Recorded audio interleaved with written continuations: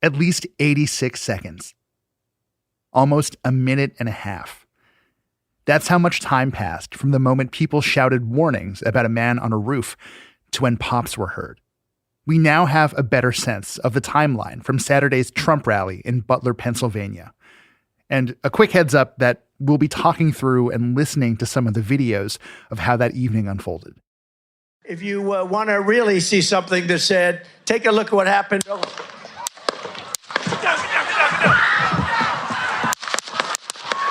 The videos raise a lot of questions for the Secret Service, like what happened that allowed a 20-year-old to climb a roof and attempt to assassinate former President Donald Trump? And why couldn't anyone stop him? After Trump ducked down onto the stage, Secret Service agents could be heard asking the question that a lot of people had in the aftermath. What are we doing? What was the Secret Service doing?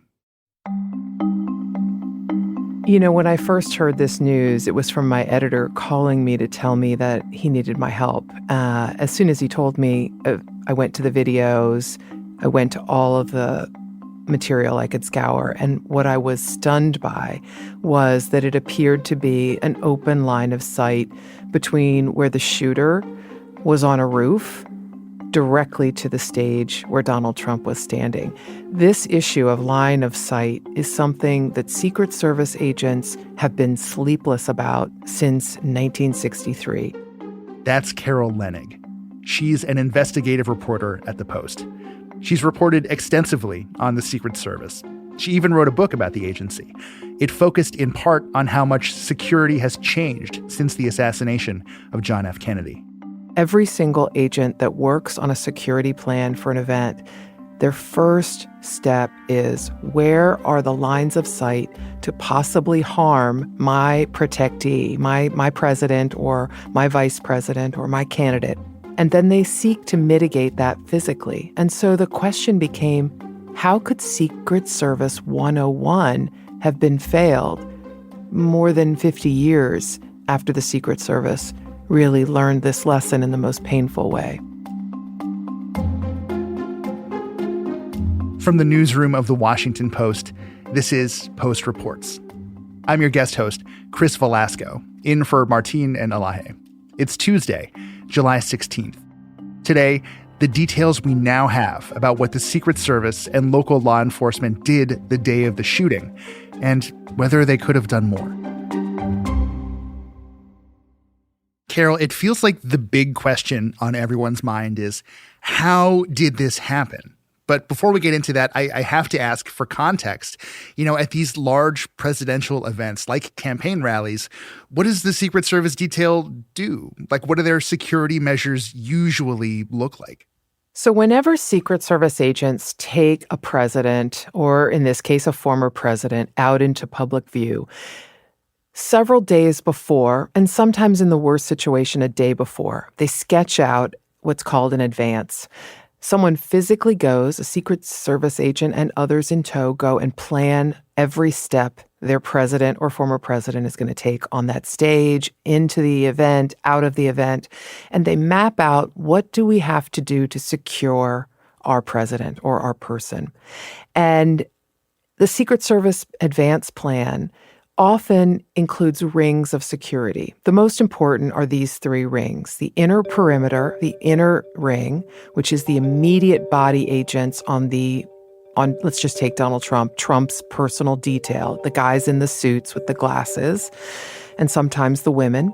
The middle ring of security, which is the crowd, the effort to set up some magnetometers to screen for weapons and guns, to allow people into sort of a corralled area to watch the rally or the event or the speech. And there are a lot of Secret Service agents that are posted throughout that area, as well as officers who are screening people and local police helping them. And then there's the outer ring, the outer perimeter. That is also sketched and planned to be secured by the Secret Service, but it is largely executed by local police in the area who come in as partners to help the Secret Service. They're looking for suspicious, erratic behavior. They're looking for people who seem to possibly be carrying a concealed weapon or trying to conceal something and acting strangely. Someone who's trying to rush the magnetometers or leap over a bike rack or fencing. And their assignment most often is also to secure buildings that could be risky. Sometimes, and I've seen this many a time in security planning, Secret Service agents will assign local police to literally stand on top of the roofs of buildings or to lock down buildings that are on that outer perimeter, but within shooting distance, in essence, of their protected person. So, Carol, local police, local law enforcement, clearly kind of a big part of this operation. But how usual is that, right? Like, how common is it for the Secret Service to tap these kinds of local authorities? So the Secret Service does not have endless resources. And as I've already just said, local police are essential to that outer perimeter of screening. In this case, in Butler, the Secret Service delegated the role of counter-sniper units, not all of them, but half of them, to local tactical police. Folks who were sent to them from the Butler County Emergency Tactical Services, people who had some sort of SWAT training. Now, counter-snipers are set up to try to scan the crowd, spot and detect a possible attack, and also, let's put it nicely, neutralize a potential shooter, and in this case, kill them with a high-powered rifle from on high. So half of the counter-snipers on duty that day were Butler County Police. 2 Secret Service agents were on site as counter-assault team agents. The counter-assault team has the moniker Hawkeye, and Hawkeye is for covering and evacuating the president or the former president in the case that there is a threat that arises and there is worry about making sure that the protectee is safe.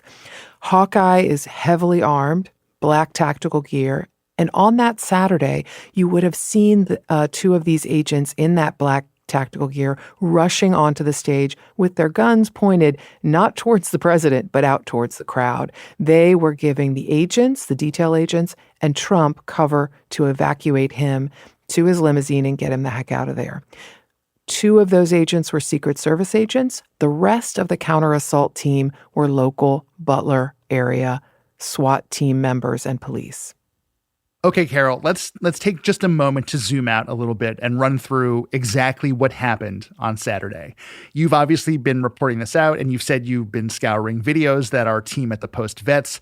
So what do we know about how the Secret Service kind of responded at the scene? What we at the Washington Post have discovered so far is that a man who was clambering onto a roof was spotted by bystanders. Look, they're all pointing. The Atlantic, maybe the Pacific. Yeah, someone's on top of the roof. Look. Gary is right there. Right there, see him? He's laying down. See him? Yeah, he's laying down. Those bystanders were on the outer perimeter of the event. Most of them hadn't actually gotten inside the corralled area for the speech, but they were trying to listen to it and peek over to see what was going on and catch as much of it as they could. And while they were there, they saw on the kind of aluminum-sided building a man clambering onto this roof, and they called out to police. Criminals. We have criminals. He's We on have the roof. He's drug right. dealers. We have people that Right should not be here, here. right on the roof. It's much He's tougher standing than up now. it happens. He went right on the roof again. Up here. 2 individuals that we've made contact with, 2 men who were just in the audience, said they flagged to police, please come over here. At least one police officer tries to hoist himself up to the roof to see what was going on. Was there a man up there? And my colleague, Isaac Stanley Becker, in interviewing a police officer about this, found that officer, obviously hoisting himself with 2 hands, he doesn't have a gun in either of them, pulls himself up, sees the gunman, who then points his weapon at the officer. To protect himself, the officer drops down and the gunman begins shooting at Donald Trump's stage. So a cop clambers up to see what's going on, sees the gunman. Out of safety, he sort of descends the building again. Shots ring out. What happens next? When shots ring out from that aluminum-sided building in the back of the audience and head towards Donald Trump, the marksman, this counter-sniper who works for the Secret Service, takes his shot and immediately kills the shooter. It's a stunning moment because if you've listened to the audio or the video of that event, it's almost like pop, pop, pop, and then a break, and then pop, pop, and then pop, pop, pop.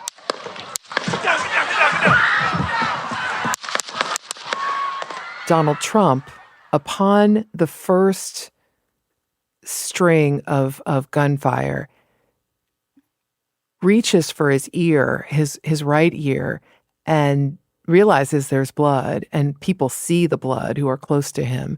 He ducks. Before an agent even gets to him, he instinctively ducks behind the platform, which, by the way, does not have bulletproof glass and is not in any way protective of him. A president would have had something very different to shield him in an open field. He ducks down. At least 3 of his immediate Secret Service detail agents, what I referred to as that inner ring, rush to him as fast as they can, and they almost land on him to try to cover his body. You can hear, and I confirmed this with the Secret Service to make sure I understood correctly, you can hear the agents yelling for him to keep down, stay down. You also hear, Hawkeye is here, Hawkeye is here. Hawkeye's here. Hawkeye's here. Move it to the stair. Stair, get ready. Stair, get ready. We ready? That means the counter-assault agents who have the heavy arms have given them cover. That's the code for them to say, okay, we're good to go. We can leave now because we have cover. But they actually don't leave right at that second. The agents who are supposed to whisk him away, he's hollering to them that he wants to get his shoes. Let me get my shoes. Let me get my shoes. I got you, sir. I got you, sir. Let me get my shoes, sir. Hold that in your head. It's bloody. He wants to get his shoes on, and they allow him to do that. Most of them, as you know, work with him all the time, so they are very familiar with Donald Trump. And he's setting the rules at that moment. He also does something that is so Donald Trump. He wants to rise up and pump his fist and show the audience that he's alive. And that is not the norm either. The Secret Service, you'll see, tries to put their arms and their biceps and their shoulders in front of his face as he's trying to do this. They whisk him away. They get him into his SUV, which we often call the limo, and speed him away from the fairgrounds. And Hawkeye, meaning the counter-assault team, then retreats just ever so slightly to continue to scan for potential follow-on threats, which is their assignment. You know, they always have to be prepared. It could be one guy shooting. It could be 10 guys coming over the hill. So they're still in ready mode even after Donald Trump has been whisked off the scene. It feels like so many things either went wrong or didn't happen the way that had been planned in the moments leading up to this event and in the immediate kind of response. You've been speaking to experts and other members of the security community basically this whole time. What was their reaction to sort of what they saw unfold? I know that most of the Secret Service agents, past and present, that I've spoken to are so disturbed and shocked by the line of sight issue that Donald Trump pumping his fist in the air is almost like an ancillary concern. The line of sight not being covered and mitigated, and this person being able to get a shot out from truly the only obvious high ground, plain as a piece of white paper in front of your face, that wasn't addressed in some way is a stunner to them. I remember that night after the shooting, I reached out to a former head of a presidential detail and I said, look, what do you think? The guys responded. They got him out of there. He's okay. And the agent's response was, "This is terrible. It's the worst thing I've ever seen." He described the sleepless nights that so many other agents have described to me about planning ahead, putting buses and cranes and banners in front of high ground just so they make sure there's no way that somebody can take their guy out. And here, Donald Trump was maybe 3/4 of an inch from being killed.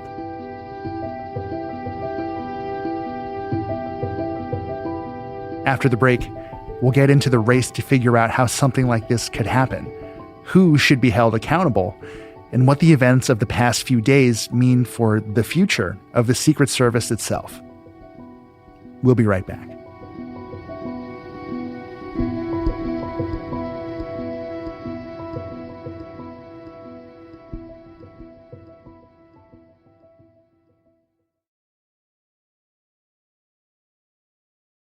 I understand that we're just, days after an attempted assassination of a presidential candidate, but do we have a sense yet of a potential explanation for the line of sight issue? Like, it sounds like, as you put it, Secret Service 101 to make sure those, like that, if nothing else has to be accounted for. Do we have a sense of what the Secret Service is thinking about all of this now? The Secret Service is racing to determine where this breakdown occurred. They're reviewing the advanced security plan. These are classified documents that don't easily get passed to me. I wish that I had the advanced security plan in my hand. I've seen old archival ones, but they are racing to look at that plan and figure out where did things go wrong. And I will offer this, that the outer perimeter, again, is a place where the local police create a plan with the Secret Service. It's ultimately the service's responsibility. They create a plan for where they'll be posted, where officers will be stationed, which buildings officers will be responsible for sort of monitoring. And in some cases, as I said, securing, locking, talking to the occupants, telling them that they can't be in the building on that day, or they better not open any of the windows that day, and they better not get on the roof. There will be people who will address this. So the investigation into what allowed this to happen is clearly underway. But for now, do we know, are people at the agency, at the Secret Service, being held responsible for what happened? The agency that supervises the Secret Service, the Department of Homeland Security, the Secretary of Homeland Security today made several public comments. One of them was he is calling for an independent investigation that he is going to ensure happens outside of the Secret Service into this event. And he also said that no one on the security detail has been removed. It was an interesting answer to a question from a reporter. I have seen that the director, Kimberly Cheadle of the Secret Service, has said in a memo to staff on Sunday that she is lauding the quick reaction time of the Secret Service agents to protect and evacuate Donald Trump. So she is focusing on that inner perimeter response. There's been very little in the way of answers for the agents of the Secret Service who are responsible for the advanced security plan. I'd be willing to bet you're like me and that you've seen the sort of clip of the attack plastered all across the news over the last few days. But to step back just a bit, how do we kind of contextualize what happened this weekend within other failings we've seen from the Secret Service in recent years, right? Like, does this feel like part of a trend for you or just kind of a really disturbing one-off? It does not feel like a disturbing one-off. It feels like a disturbing, sad trend. I cannot believe that I am saying 10 years ago, I wrote a series of stories between 2013 and 2015 about, kind of gobsmacking security gaffes and breaches, a shooting at the White House in 2011. New details emerged today about a 2011 incident that saw a gunman fire several bullets at the residence. Today's Washington Post reports the Secret Service fumbled its response. An investigation of that was bungled. The shooting actually struck the White House, and the Secret Service insisted that it was a group of gangbangers fighting it out in a turf battle on the Washington Mall, not something aimed at the president, but it was. 7 bullets hit the White House and they didn't know about it for 4 days. I wrote about a host of actions by the Secret Service to fail to check the criminal backgrounds of individuals who had weapons and were stationed as private security guards at the CDC with President Obama. And after I wrote those stories, a blue ribbon panel was appointed by President Obama to figure out what's wrong with this institution. They concluded that it was basically a group of amazing patriots that were holding things together with duct tape and staples, and that it hadn't been given enough funding or training, and that it needed the support of the federal government, especially in those 2 areas, funding and training, and that it was stretched too thin. And wouldn't you know it, as I call all my sources on Saturday and Sunday after this shooting, each one of them says, we had resource problems sending people to Butler that day, and we're stretched too thin, and there aren't enough snipers on duty, and there aren't enough counter-assault agents, and we've really, really, really got just not enough people to cover all the bases. Carol, we've been talking a lot about sort of the Secret Service response to the shooting, but I'm really curious about the other side of that equation, right? Like, what do we know about what the Trump campaign has requested as far as protection? And do we know if they ever got what they asked for? In the wake of the shooting, there were a number of Republicans who were piping up to say, hey, I heard that Donald Trump's detail asked for additional resources and they got turned down. The Secret Service director or the Secret Service leadership said no dice. And, the Secret Service, when I spoke to them about this, because that's the first thing I wanted to check after line of sight, was no. We emphatically on the record say no. The detail for Donald Trump never asked us for additional resources, and we never turned him down. In fact, they emphasized that in the last couple of months, as the frequency of rallies ramped up, that the Secret Service added a few additional, what I'd call technical security features, and added more detail agents to his team as he travels the country for these events. Some of the technical security issues are classified, so I'll just leave it there. But he was essentially having a bolstered amount of security, and quite the opposite of what the critics were saying. Now, that doesn't mean what he had that day in Butler was sufficient, because something was wrong. Clearly, as a result of all of this, it feels like something has to change. What is happening now to change how Secret Service protection functions?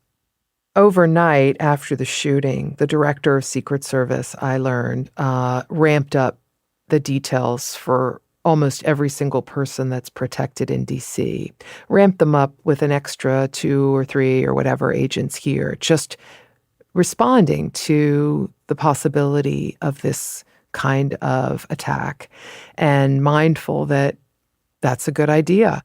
As you continue your reporting over the next few days and weeks and months even, what are you looking out for in the near term? Is there anything you're watching for? Director Cheadle has been struggling inside the agency. It reminds me very much of the revolt that Julia Pearson, who was the first female Secret Service director, endured. And she was undermined at every turn by several of her deputies and her leadership team who did not cotton to the idea of a woman running the agency. Cheadle has faced some of the same kinds of detractors who complain that she's on a rallying cry to hire more women and minorities into agent positions and promote more women and minorities, which has become a flashpoint of anger for some of the stalwart older agents. It's a real conundrum. I think one thing I'm going to be watching for is how she fares in this security failure, the worst since the assassination attempt on Ronald Reagan. I'm also wondering how the Biden administration is going to finally come to terms, and if it will be the first presidential administration to come to terms with a tiny agency that has such an enormous zero-fail mission. Will one president stand up and say, this is important, we can't just keep doing this on a shoestring, and expect these agents who are patriots to suffer valiantly through a campaign season and try to make do. Carol, thank you so much for talking with me about this today. Thank you so much for putting your attention on it. Carol Leonnig is an investigative reporter at The Post. The Republican National Convention kicked off Monday in Milwaukee. After the assassination attempt, the Secret Service said that they had no plans to change its security for the gathering. It had already been considered a national special security event, the highest level the government can designate. Before we go, some breaking news from this afternoon. U.S. Senator Bob Menendez was found guilty on 16 felony counts after a 2-month trial in Manhattan. The counts included bribery, extortion, wire fraud, obstruction of justice, and more. The Democratic senator from New Jersey was accused, indicted, and now stands convicted for a corruption scheme involving him and his wife, accepting gold bars, cash, and a Mercedes-Benz. That was all in exchange for finalizing deals with foreign entities in Egypt and trying to derail criminal investigations in New Jersey. At the time, Menendez was chairman of the Senate Foreign Relations Committee. He's only the 7th sitting senator to be found guilty of a federal crime. The senator's team is expected to appeal the decision. Menendez can still serve the rest of his term after this conviction, but Senate Majority Leader Chuck Schumer has already launched a call for Menendez to resign, and other lawmakers may vote to expel him if he doesn't step down. In that event, the governor of New Jersey would appoint someone to serve in his place until January. That's it for Post Reports. Thanks for listening. Today's show was produced by Sabby Robinson and Ali Bianco. It was mixed by Sean Carter and edited by Rena Flores. Thanks to Peter Walston and Isaac Stanley Becker. If you're looking for the latest updates on the big political news of the day, check out The Campaign Moment. The podcast is coming to you from the Republican National Convention in Milwaukee this week, bringing you incisive analysis of the most noteworthy speeches, the delegate fights, all of the political battles brewing. You can listen to The Campaign Moment wherever you listen to podcasts. I'm Chris Velasco. We'll be back tomorrow with more stories from the Washington Post.